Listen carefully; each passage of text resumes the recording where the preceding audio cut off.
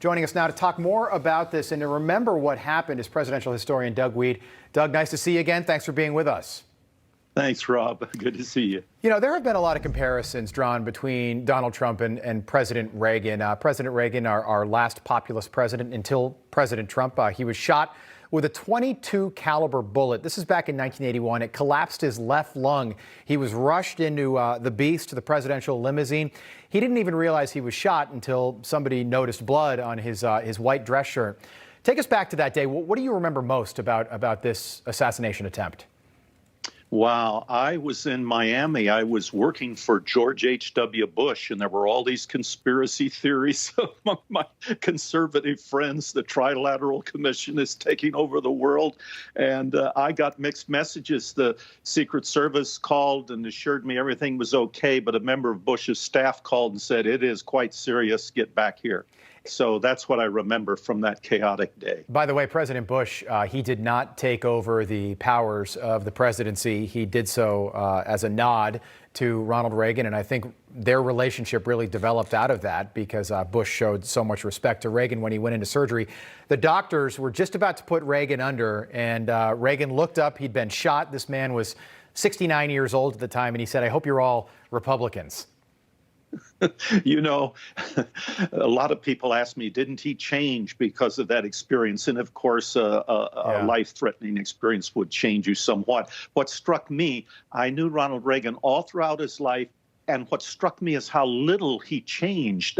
He was on the speaker circuit, and then I was with him in the White House on the campaign trail. I wrote a book, not as good as Craig Shirley's. He wrote some good ones, but I wrote his campaign biography and then served with him on the charity awards. So we bring in all these Hollywood celebrities to see him in the White House. And finally, in retirement before Alzheimer's, I had long conversations with him.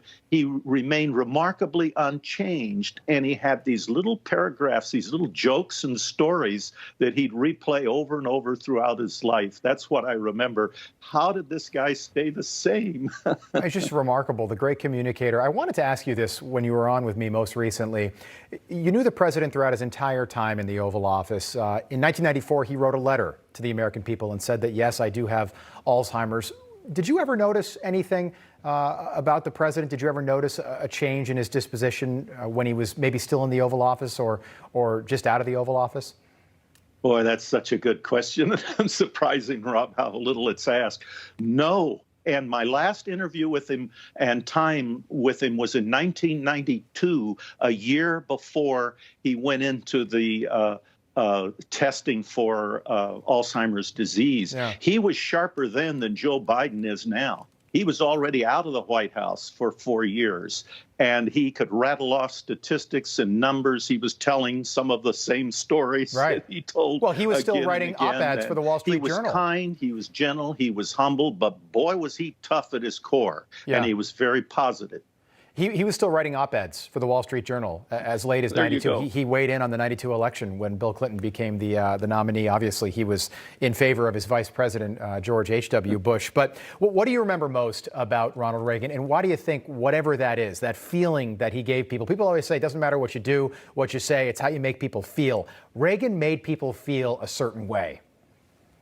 Boy, that's a very good point. I think what really sticks with me is that last debate with Mondale where he turned it around. That was all Ronald Reagan. That wasn't Deaver. That wasn't Shills. I had been a part of Roger Ailes' practice debates and actually had been a shill debating, for example, George H.W. Bush. So I knew how extensive and hardworking and detailed those prep sessions were, as they are now for Joe Biden.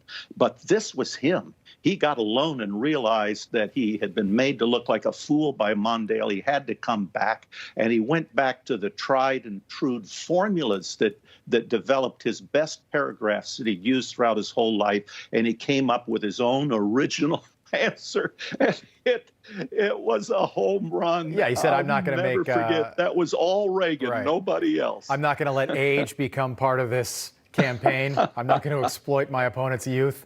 and inexperience. And here's Reagan, 74 years old at the time. By the way, Mondale was a very nice gentleman, a true politico, but he got steamrolled in '84.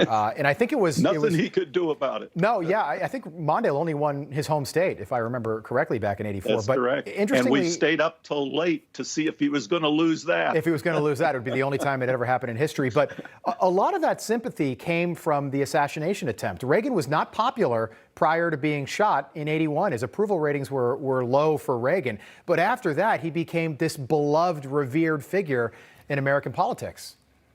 He had such a great sense of humor, and eventually a president's personality comes out. I'm seeing with disappointment Joe Biden become cranky in his old age. He was always a nice guy as a senator. I knew him in the past. But Ronald Reagan's kindness and strength and his optimism began to emerge. And the media couldn't help themselves. They snarled. They hated him still. And they would bracket his speeches with heavy criticism, calling him a liar. But the people could see this was a great man, a positive man. He ended the Cold War. Yeah. Some say he's the greatest president in American history. Lincoln saved the Union. Reagan saved the world from annihilation. Yeah, and I don't know what Biden's doing to it right now, but it's interesting to note that Joe Biden is older today than Reagan was when he left office in January '89. And you make a good point. Reagan was optimistic. He said our best days are ahead of us. Joe Biden, he just seems so dour. Everything is terrible and down. And I think that takes a toll on the psyche of the American people. Doug Weed, so good to see you again. Thanks so much for being on with us as we remember this important day in our history. Good to see you. Thanks, Rob. Thanks, Rachel. And Doug Weed, your excellent service in government at the White House and in the private sector. I think it'll depend a lot on the president. And I went into the Oval Office and Barbara was there. Jared Kushner said to me, and I've seen that all through history, they want cheap labor. And I mean really behind the scenes, but he had respect to everybody. So he had access to everybody.